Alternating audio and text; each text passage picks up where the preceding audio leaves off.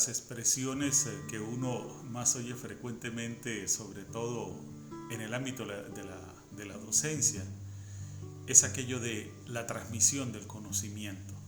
O sea, vamos a transmitir los conocimientos, vamos a proporcionar, a propiciar la transmisión del conocimiento. Ahora bien, fíjense ustedes en lo siguiente. Las dos corrientes predominantes que teorizan y que sugieren cómo se adquiere el conocimiento son el empirismo y el racionalismo. Y el empirismo dice que el conocimiento básicamente se adquiere por la experiencia. El racionalismo dice que el conocimiento se adquiere fundamentalmente a través de la razón. Ahora bien, ¿qué pasa? Si yo adquiero conocimiento por mi experiencia y por mi razonamiento, nadie puede vivir mis propias experiencias y nadie puede razonar por mí. Por lo tanto, de ahí surge la pregunta, ¿realmente se puede transmitir el conocimiento? A mí me parece que no. Se transmiten los saberes, que es otra cosa. Es distinto, no es lo mismo saber que conocer. Porque el saber es una noción teórica, referencial. El conocimiento es producto de la propia experiencia y el propio razonamiento.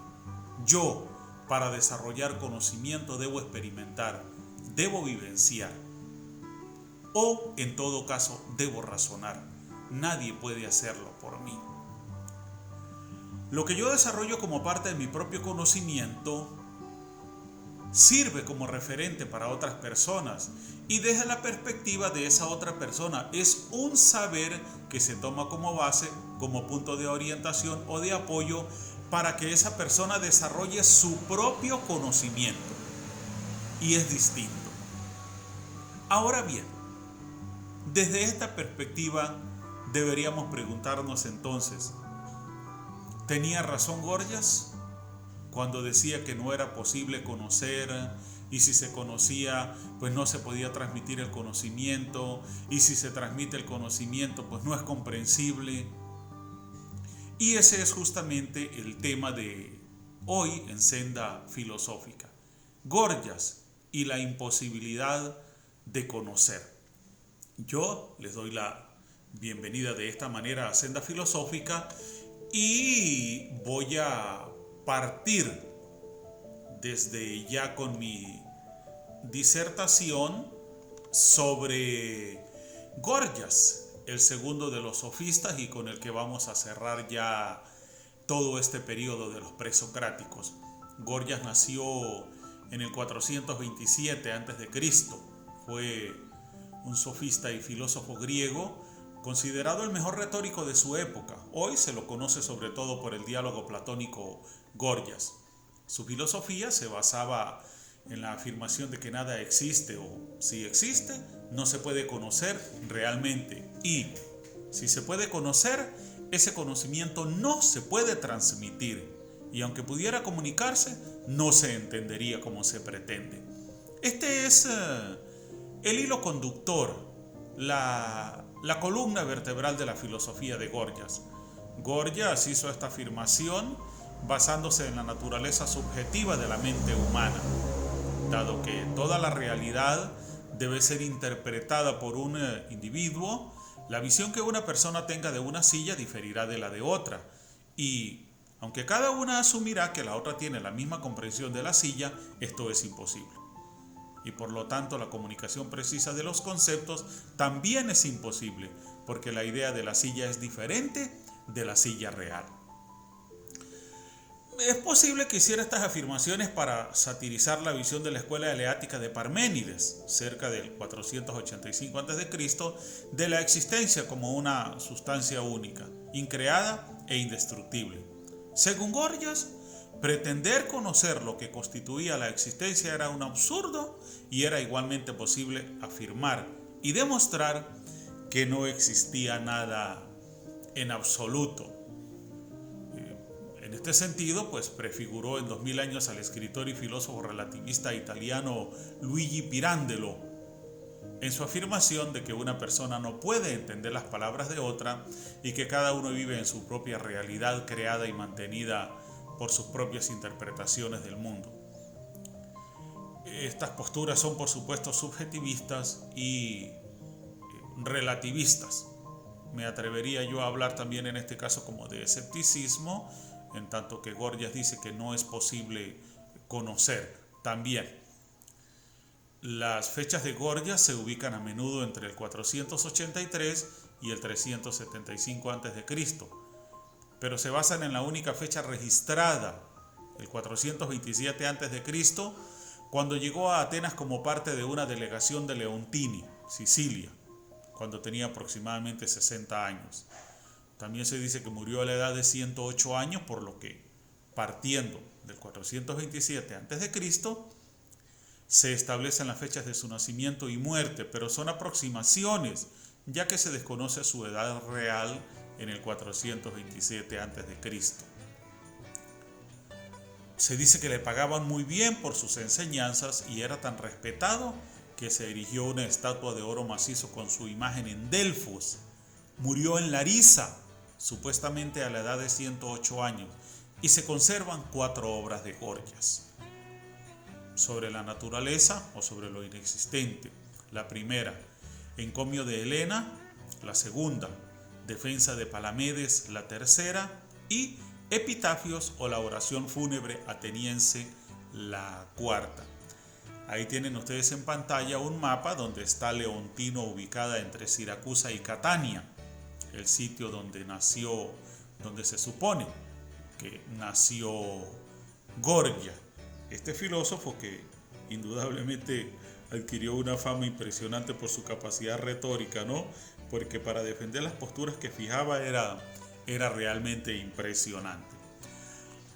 Ahora bien, la obra retórica de Gorgias, de los 4 fragmentos atribuidos a Gorgias, 3 son obras retóricas que proporcionan modelos para el arte de la argumentación exitosa: Encomio de Helena, Defensa de Palamedes y Oración fúnebre ateniense. En las 2 primeras, el autor trata de persuadir al público para que acepte una opinión generalmente impopular, mientras que en la última, el objetivo es simplemente honrar a los caídos y evocar una respuesta emocional. El Encomio de Helena es el que mejor ilustra el modelo de argumentación de Gorgias, ya que se trata de una defensa de Helena de Troya, que, como se describe en la Ilíada de Homero, abandonó a su marido Menelao por el príncipe troyano París, lo que desató la guerra de Troya. En general, los griegos consideraban a Helena como algo malo, pero Gorgias presenta una defensa donde argumenta que, en función del propio texto de Homero, ella no fue la culpable del conflicto. Cita 4 posibles razones para las acciones de Helena. Acá tenemos en pantalla 3 imágenes. Primero tenemos a Helena, ahí de perfil con una mirada como distraída.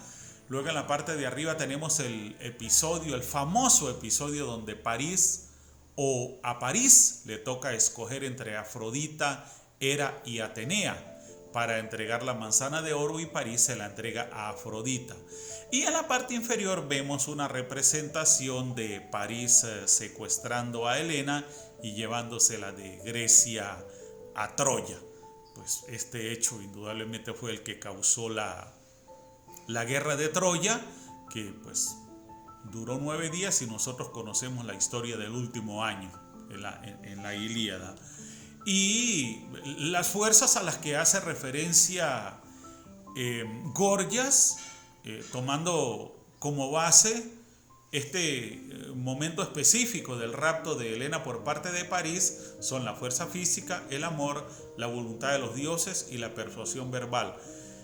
Antes de explicarlas, ahí tenemos una representación en cómic de París hablando con Héctor, su hermano mayor, y París pues se muestra arrepentido porque pues, dice que si no hubiese secuestrado a Helena, la guerra no se hubiese dado. En la parte inferior vemos el momento de la construcción del caballo de Troya por parte de los griegos, por un lado, y por el otro, a los griegos dentro de Troya, saliendo del caballo para invadirla, destruirla, tal cual hicieron, y con lo que la guerra definitivamente terminó. Las fuerzas a las que hace referencia Gorgias acá están. La primera dice lo siguiente, y estos ya son directamente los argumentos, por supuesto. Si Helena fue secuestrada por la fuerza física, entonces no era culpable, porque era una víctima y no una participante voluntaria. Ella no eligió irse con París, fue llevada a la fuerza. Segundo, si dejó a Menelao por París voluntariamente porque se había enamorado de él, no era culpable, porque el amor se consideraba una fuerza divina a la que los humanos no podían resistirse.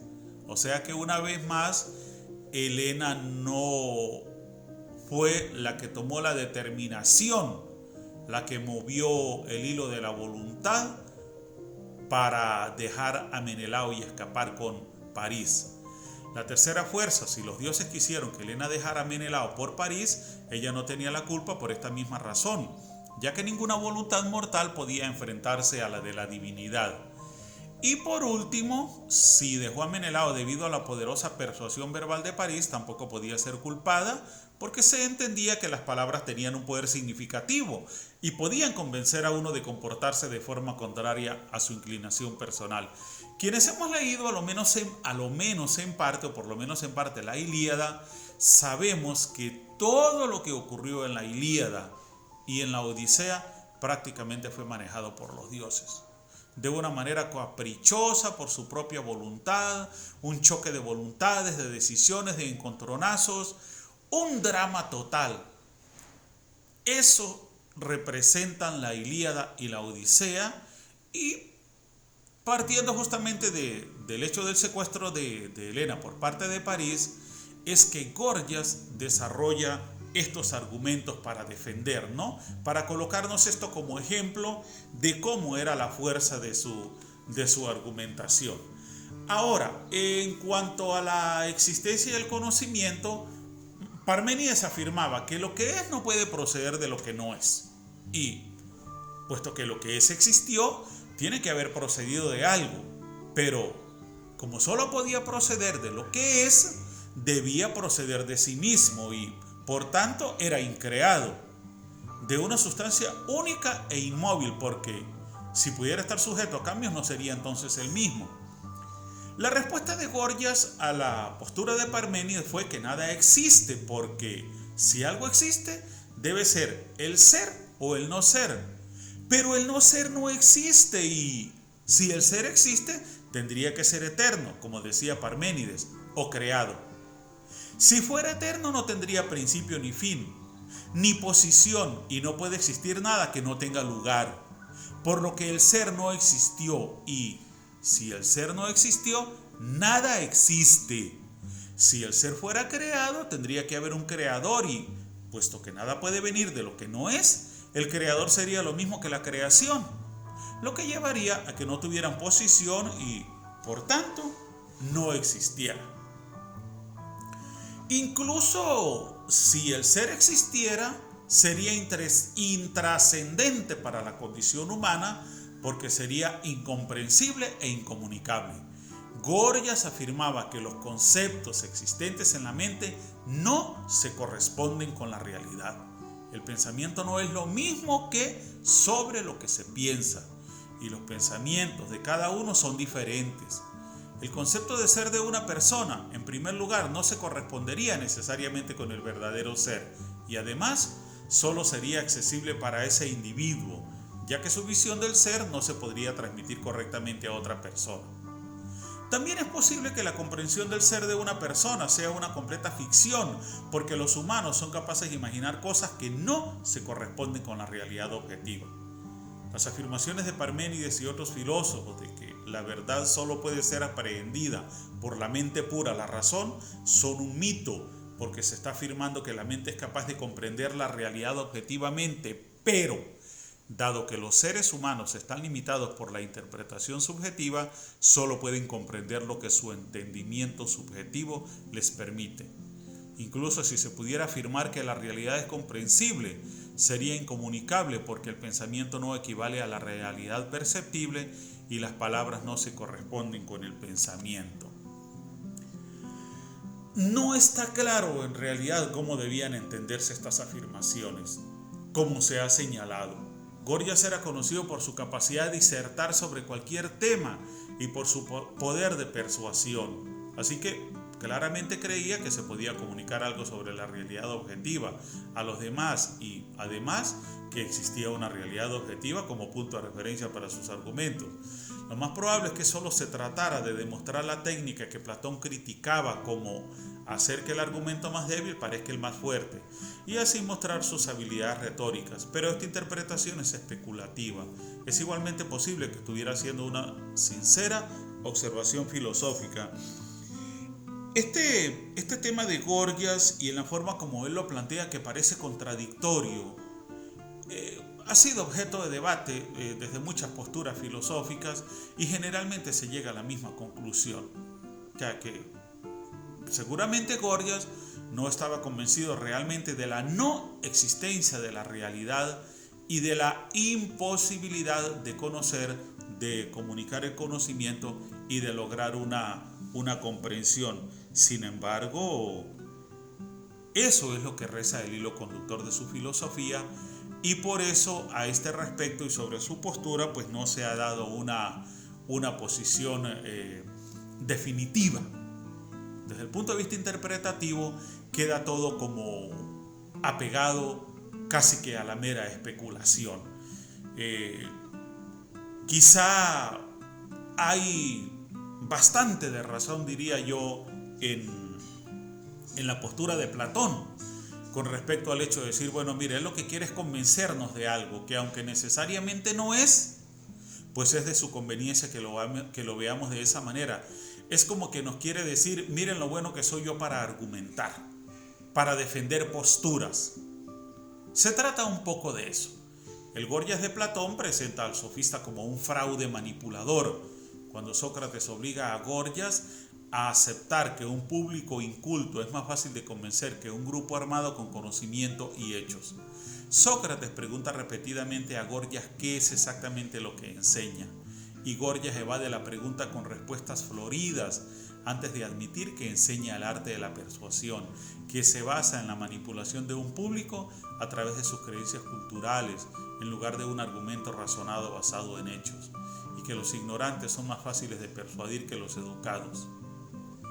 Se desconoce si esta representación representa las opiniones del verdadero Gorgias, pero parece poco probable a tenor de los fragmentos existentes, especialmente la Helena, ya que Gorgias se basa claramente en hechos y argumentos razonados en esta obra. Las creencias de su público son contrarias a sus afirmaciones y se basa en un determinado nivel de educación del público para hacer valer sus argumentos. Lo que se nos explica aquí es que prácticamente no hay una objetividad o una postura estrictamente racional de parte de Gorgias, sino que es la subjetividad la que prevalece y de que Gorgias se basa sobre todo en su capacidad para manipular, pero apoyado en la cultura misma de la gente. ¿Okay? Hay como una matriz de opinión, como una tendencia de pensamiento, vamos a decir que como un espectro de opinión. Sin embargo, como ya lo había dicho, esto al parecer no queda muy claro porque hasta ahora pues no se sabe si realmente Gorgias lo veía de esa manera o era simplemente una forma de defender su capacidad para argumentar. De cualquier forma, nosotros sabemos por Protágoras, por Gorgias y por otros sofistas que en realidad para ellos lo más importante no era la verdad, no era la objetividad, sino desarrollar una capacidad de persuasión, un hilo conductor discursivo que se impusiera a conveniencia del individuo que defiende posiciones, y que no vaya necesariamente apegado a la verdad de los hechos como tales. Esto era lo que fundamentalmente destacaba o caracterizaba a los sofistas. Y como ya yo lo dije en disertaciones anteriores, pues en realidad los sofistas tienen un valor muy interesante en ese proceso evolutivo de la filosofía, porque recordemos, haciendo un poquito de memoria, que ya en la época presocrática la cosmología de los primeros filósofos pues prácticamente no llegó a nada. O sea, no hubo una solución desde ninguna de las posturas de los presocráticos, de los cosmólogos, de los físicos, de los filósofos naturales, de los científicos, como los queramos llamar. No había nada que nos dijera, bueno, mire, el punto de partida de la realidad es este. No, eso se hizo prácticamente imposible. Entonces, el mérito de los sofistas en ese proceso de transición del desarrollo de la filosofía fue justamente fijar la atención en el hombre, en la cultura, en la civilización. Bueno, vamos a analizarnos nosotros como individuos, como grupo social, pero también vamos a aprender a hablar bien. Vamos a aprender a defendernos. ¿Por qué? Porque somos parte de una polis. Somos parte de una ciudad donde la vida pública desempeña un papel demasiado preponderante. El individuo prácticamente pierde todo valor frente al colectivo. Y fíjense ustedes que en las normas de la polis griega, a nadie se le pedía permiso cuando había una guerra. Mire, ¿usted quiere ir a la guerra? No, señor, usted es miembro de la polis, nos vamos para la guerra. Así de sencillo. ¿Por qué? Porque todo estaba sujeto al valor, a la defensa, al sostenimiento de la polis. Y en una polis donde era frecuente la discusión, los encontronazos, los juicios, las condenas, los choques de posturas, el que no hablaba bien estaba frito literalmente. Pero no se trata solamente de esto, de esta retórica, de este discurso conveniente, subjetivo, a favor de posiciones. Se trata también de que de alguna manera los sofistas se convirtieron como una especie de profesores universitarios que enseñaban especialidades más allá de lo que los griegos habían hecho hasta ese momento. Y eso también los hace muy importantes. Entonces, es como cuando recordamos un poquito la muerte de Alejandro en el 323. Y entonces, recuerde que el imperio de Alejandro era exageradamente grande y que dentro de ese imperio había varias ciudades con el nombre de Alejandría. Recordemos que concretamente en la Alejandría de Egipto, Ptolomeo, el sucesor de Alejandro, a su muerte, fundó el museo. Y hago mención de esto, ¿por qué? Porque en ese museo justamente había algo de lo que los sofistas tenían en su quehacer como profesores. Carreras especializadas, personas a cargo de cada una de esas carreras. Ahí está Euclides, Aristarco, ahí está Eratóstenes, ahí está Ptolomeo, pero Ptolomeo el científico, el filósofo, no Ptolomeo el militar que fue sucesor de Alejandro. Entonces, no hay que de alguna manera apresurarse a la hora de interpretar a los sofistas. Lo de Gorgias yo diría que es un tanto, no sé si decir ambiguo o confuso, porque fíjense ustedes que ni los mismos expertos ni los mismos grandes historiadores de la filosofía han sido capaces de dar una respuesta certera en ese sentido, ¿no? Pero Gorgias indudablemente tiene que ocupar un lugar en la historia de la filosofía dentro de este movimiento de los sofistas. ¿Por qué? Por esa propuesta tan interesante y que de alguna forma lo que yo decía al principio de la disertación va con lo que él dice. O sea, es cierto que el conocimiento no se transmite en tanto que experiencia, vivencia individual. Se transmite el saber, porque nadie puede experimentar, vivenciar o razonar por mí. Mi experiencia y mis vivencias son mías. Lo que yo aprendo y transmito, cuando lo transmito, queda convertido en saber referencial para otra persona que necesita, desde su propia experiencia, desde su propia vivencia, desde su propio razonamiento, desarrollar su propio conocimiento. Entonces es muy interesante esto, ¿no? Bueno, hoy breve la disertación, quería hacer este tema de Gorgias. Estuvimos 2 semanas fuera del canal, un poquito más porque pues algunos problemas que se presentaron con internet, con la luz, como suele ocurrir acá. Pero acá estamos de nuevo, recordándoles como siempre que pensar bien no es un lujo, es una necesidad, invitándolos a suscribirse y a seguir dentro de Senda Filosófica. Ya nos falta poco para llegar a los 1000 suscriptores, lo necesitamos, así que vamos a animarnos. Y como les digo siempre, será hasta la próxima disertación, así que chao, chao.